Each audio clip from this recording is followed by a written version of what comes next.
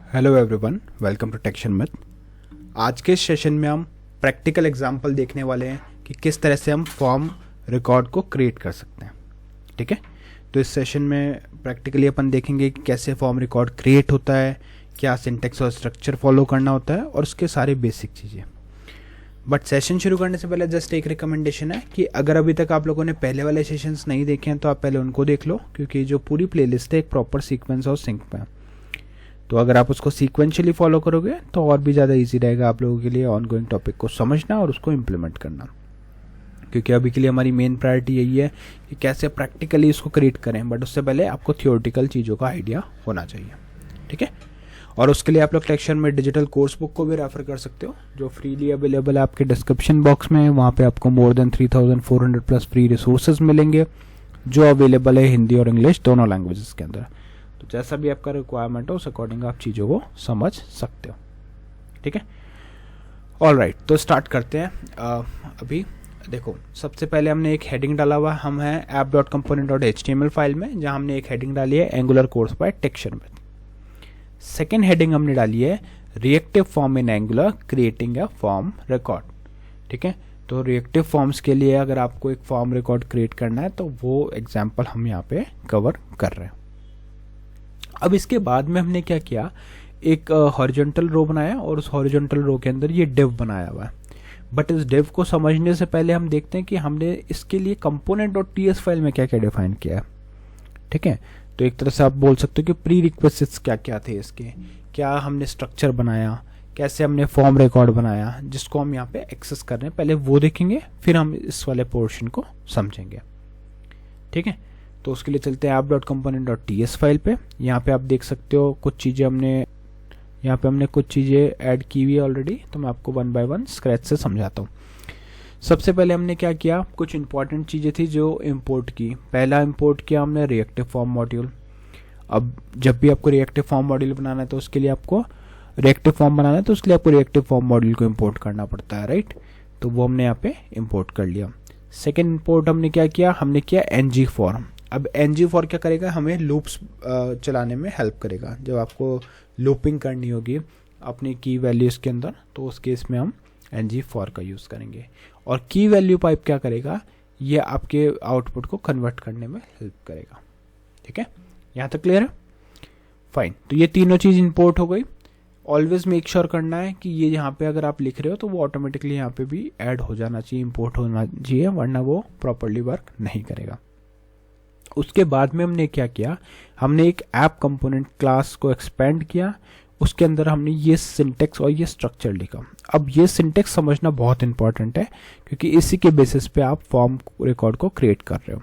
ठीक है, तो सबसे पहले हमने फॉर्म रिकॉर्ड को क्या बनाया, एक नेम दिया हमने फोन्स। ठीक है, तो मैं फोन्स नेम से एक फॉर्म रिकॉर्ड बना रहा हूँ, न्यू फॉर्म रिकॉर्ड। अब आप जैसे यहाँ पे फॉर्म रिकॉर्ड रखोगे तो वो ऑटोमेटिकली यहाँ पे इम्पोर्ट हो जाएगा। ठीक है, तो ये इम्पोर्ट होना चाहिए, अदरवाइज वर्क नहीं करेगा। इस फॉर्म रिकॉर्ड के अंदर हमने फॉर्म कंट्रोल स्पेसिफाई किया, जहाँ पे लिखा स्ट्रिंग और नल। ठीक है, तो स्ट्रिंग और नल हमने यहाँ पे इसका टाइप डिफाइन किया। टाइप डिफाइन करना बहुत इंपॉर्टेंट है, अदरवाइज वो उसको नल वैल्यू असाइन नहीं करने देगा। ठीक है, और टाइप के बेसिस पे आप डिसाइड करोगे कि किस तरह का डेटा आपको वहाँ पे रखना है। तो हमने एक फोन्स नेम से हमने फॉर्म रिकॉर्ड क्रिएट किया। न्यू आपका कीवर्ड है, फॉर्म रिकॉर्ड आपने उसमें लिखा, फिर आपने लिखा form control string of null, opening closing parenthesis, opening closing curly braces, और उसके अंदर वन बाय वन करके अब हम हमारे फॉर्म्स को डिफाइन करेंगे। जैसे home new of form control, office में हमने कुछ नंबर डाला। ठीक है, similarly office new of form control, उसमें हमने कुछ नंबर डाला। ठीक है, तो ये दो नंबर्स हमने यहाँ पे असाइन किए। ये किसके लिए असाइन किया, ये हमने असाइन किया हमारे फॉर्म कंट्रोल के लिए। ठीक है, जो भी फॉर्म कंट्रोल हम यहाँ पे स्पेसिफाई करने वाले हैं।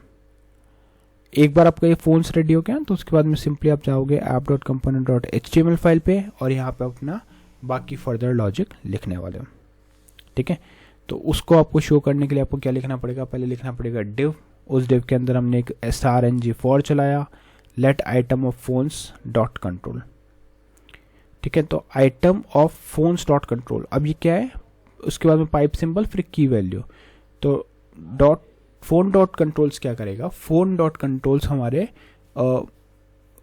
कंट्रोल्स हमारे इस पूरे फॉर्म रिकॉर्ड की वैल्यूज को लेकर आएगा, ठीक है। और उसमें हम item of phone dot controls, तो इसका जो इंडिविजुअल आइटम होगा उसको हम रेफर करेंगे आइटम के नेम से, ठीक है। ये आपको समझ में आना चाहिए क्योंकि इसी के बेसिस पे हम वैल्यूज को एक्सेस कर रहे हैं। सबसे पहले हमारे पास रहेगा फोन कंट्रोल्स, ठीक है। उस फोन कंट्रोल्स को हम 1 बाय 1 करके इटरेट कर रहे हैं, किसके बेसिस पे, आइटम की बेसिस पे। तो अगर आप इस ग्रुप को देखोगे तो यहाँ पे ये फर्स्ट आइटम, ये सेकंड आइटम, ठीक है, ये आपको ऐसे मिलेगा।